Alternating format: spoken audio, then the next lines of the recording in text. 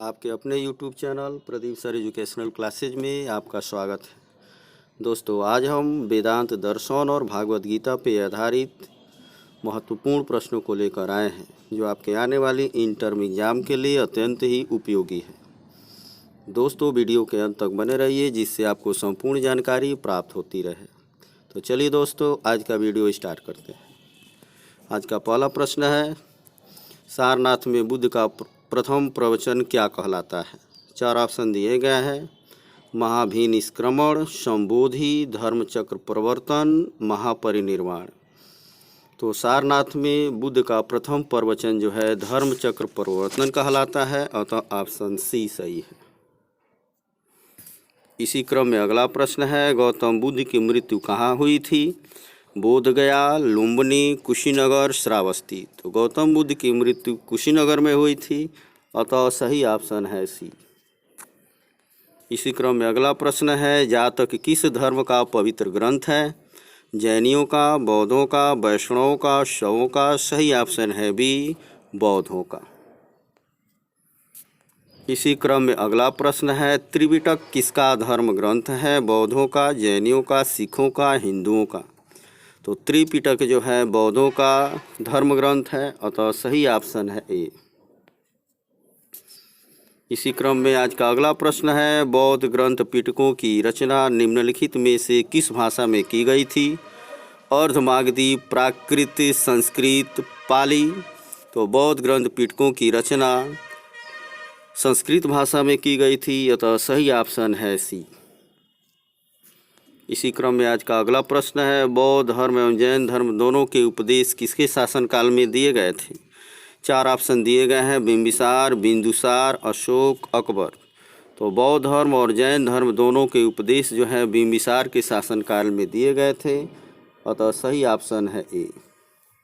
इसी क्रम में आज का अगला प्रश्न है, बौद्ध धर्म ग्रहण करने वाली पहली महिला कौन थी? 4 ऑप्शन दिए गए हैं, बिंबा, यशोधरा, महामाया, महाप्रजापति गौतमी।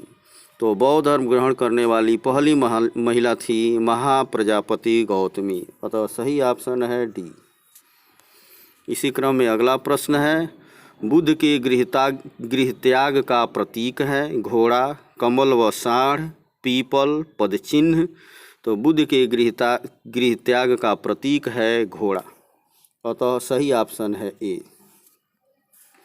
इसी क्रम में अगला प्रश्न है, गौतम बुद्ध द्वारा भिक्षुणी संघ की स्थापना कहाँ की गई थी? वैशाली, सारनाथ, कपिलवस्तु, गया। तो गौतम बुद्ध द्वारा भिक्षुणी संघ की स्थापना वैशाली में की गई थी, अतः सही ऑप्शन है ए। इसी क्रम में अगला प्रश्न है, गौतम बुद्ध का गुरु कौन था? पतंजलि, कपिल, अलार कलाम, पाणिनि। तो गौतम बुद्ध का गुरु अलार कलाम थे, अतः सही ऑप्शन है सी। इसी क्रम में अगला प्रश्न है, बुद्ध ने सर्वाधिक उपदेश कहाँ दिए? सारनाथ, उज्जैन, गांधार, श्रावस्ती। तो बुद्ध ने सर्वाधिक उपदेश श्रावस्ती में दिए हैं, अतः सही ऑप्शन है डी। इसी क्रम में अगला प्रश्न है, निम्नलिखित में से किसे एशिया की रोशनी द लाइट ऑफ एशिया कहा जाता है? 4 ऑप्शन दिए गए हैं, महावीर स्वामी को, गौतम बुद्ध को, महात्मा गांधी को, दलाई लामा को। तो द लाइट ऑफ एशिया जो है गौतम बुद्ध को कहा जाता है, अतः सही ऑप्शन है बी। इसी क्रम में अगला प्रश्न है, कृष्ण ने कितने वर्ष पूर्व गीता के उपदेश दिए थे?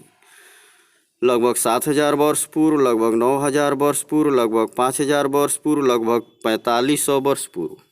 सही ऑप्शन है ए, लगभग 7000 वर्ष पूर्व। भगवान कृष्ण ने किस दिन उपदेश दिया था? रविवार, मंगलवार, शुक्रवार, शनिवार। सही ऑप्शन है ए, रविवार।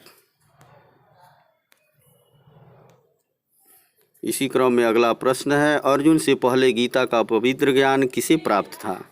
भगवान सूर्य, नारद मुनि, उपरोक्त दोनों, कोई नहीं। अर्जुन से पहले गीता का पवित्र ज्ञान जो है भगवान सूर्य को प्राप्त था, अतः सही ऑप्शन है ए। इसी क्रम में आज का अगला प्रश्न है, अर्जुन के अलावा गीता किसने सुनी?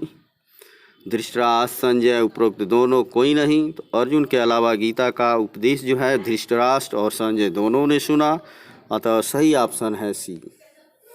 इसी क्रम में अगला प्रश्न है, गीता के उपदेश में समाहित है भक्ति योग, कर्म योग, ज्ञान योग, बुद्धि योग सहित उपरोक्त सभी।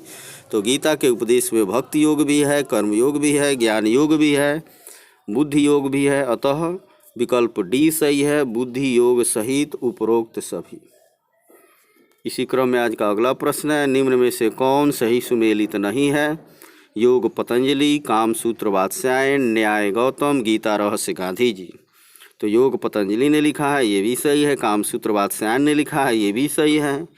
न्याय गौतम ने लिखा है, ये भी सही है। गीता रहस्य जो है गांधी जी ने नहीं लिखा है, इसलिए ऑप्शन डी जो है सुमेलित नहीं है। इसी क्रम में अगला प्रश्न है, प्राचीन भारतीय राजनीतिक चिंतकों में सम्मिलित है मनु, भीष्म, शुक्राचार्य उपरोक्त सभी। तो प्राचीन भारतीय राजनीतिक चिंतकों में मनु भी हैं, भीष्म भी हैं, शुक्राचार्य भी हैं, अतः सही ऑप्शन है डी, उपरोक्त सभी। वीडियो देखने के लिए धन्यवाद।